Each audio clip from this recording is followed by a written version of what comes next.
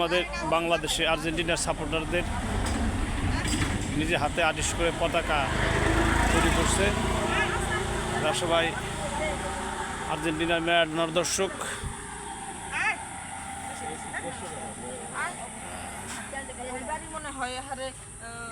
Messi supporter.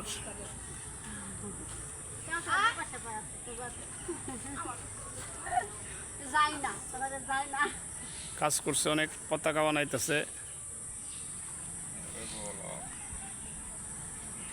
নিজে হাতে কাজ করতেছে এরা সবাই।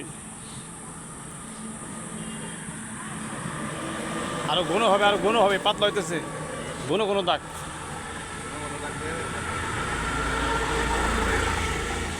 অনেক পুরান আর্টিস্টম্যান এটা দেখতেছেন,